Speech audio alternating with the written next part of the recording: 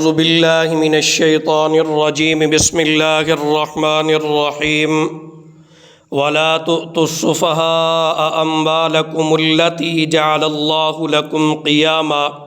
ترجمہ: اور ناسمجھ یتیموں کو اپنے وہ مال حوالے نہ کرو جن کو اللہ نے تمہارے لیے زندگی کا سرمایہ بنایا ہے۔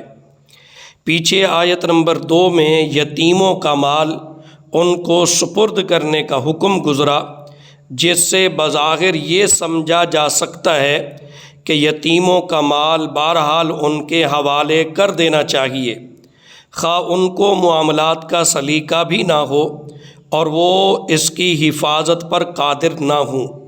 چنانچہ اس غلط فہمی کو دور کرنے کے لیے اب یہ ارشاد فرمایا، وَلَا تُؤْتُوا السُّفَهَاءَ أَمْوَالَكُمْ، ناسمجھ یتیموں کو اپنے مال نہ سپرد کرو۔ سفہا جمع ہے سفی کی، اور سفی بے عقل یا بے وقوف شخص کو کہا جاتا ہے۔ ایسا انسان جو اپنے نفع نقصان کو نہیں سمجھ سکتا۔ مطلب یہ ہے کہ یتیم بچوں کو ان کا مال اس وقت دینا چاہیے جب ان کے اندر مال کو محفوظ رکھنے کی اور اس سے فائدہ اٹھانے کی صحیح سمجھ پیدا ہو جائے۔ اگر ان کے اندر ہوش مندی اور سمجھداری نہ پائی جائے، بالغ ہو کر بھی ان میں بچپن کی بے وقوفی موجود ہو، جس سے اندیشہ ہو کہ مال برباد کر دیں گے، تو ان کے مال ان کے سپرد نہ کرو، بلکہ اپنی تحویل میں حفاظت سے رکھو۔ یہاں ایک نقطہ قابل ذکر ہے، وہ یہ کہ قرآن کریم نے یتیموں کے اموال سے متعلق حکم بتاتے ہوئے اموالکم کا لفظ استعمال فرمایا، یعنی اپنے مال حوالے نہ کرو۔ اموالہم نہیں فرمایا، یعنی یہ نہیں فرمایا کہ ان کے مال حوالے نہ کرو۔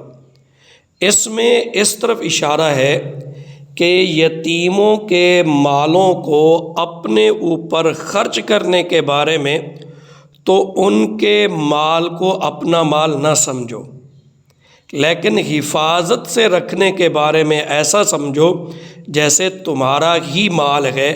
جس طرح اپنے مال کی حفاظت کرتے ہو، اسی طرح اس مال کی بھی حفاظت کرو۔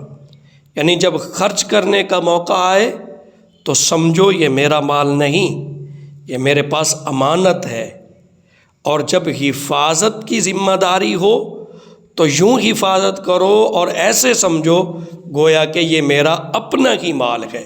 اس لیے یہاں اموالکم فرمایا۔ سیدنا ابو موسیٰ اشعری رضی اللہ عنہ بیان کرتے ہیں کہ رسول اللہ صلی اللہ علیہ وسلم نے ارشاد فرمایا، 3 قسم کے آدمی ایسے ہیں کہ وہ اللہ تعالیٰ سے دعا کرتے ہیں، لیکن اللہ تعالیٰ ان کی دعا قبول نہیں فرماتے۔ ان میں سے فرمایا تیسرا وہ شخص ہے جس نے کسی بے وقوف اور بے سمجھ آدمی کو اس کا مال دیا، حالانکہ اللہ تعالیٰ نے فرمایا وَلَا تُؤْتُوا السُّفَهَاءَ أَمْوَالَكُمْ، اور ناسمجھ کو اپنا مال نہ دو، تو فرمایا اس آدمی کی بھی اللہ تعالیٰ دعا قبول نہیں فرماتے۔ السنن الکبریٰ للبیہقی جلد 10 صفحہ نمبر 146، مستدرک للحاکم حدیث نمبر 3181۔ تو خلاصہ یہ کہ یتیم جب تک بچہ ہے، نہ سمجھ ہے، اور اس کو صحیح پہچان نہیں، تب تک اس کا مال اس کے حوالے نہیں کیا جائے گا، اور یہ سختی سے منع کیا گیا ہے۔ اور اگر یہ آدمی اس کو مال حوالے کر دیتا ہے تو فرمایا ایسے آدمی کی اللہ دعا بھی قبول نہیں کریں گے۔ ہاں، جب سمجھدار ہو جائے، اس کو نفع نقصان کا پتہ چل جائے اور ہر ایک چیز کو وہ سمجھنے لگ جائے، تو پھر اس کا مال اس کے حوالے کرنا ضروری ہے۔ باقی اس پر آئندہ دروس میں بات ہوگی۔ وآخر دعوانا ان الحمد للہ رب العالمین۔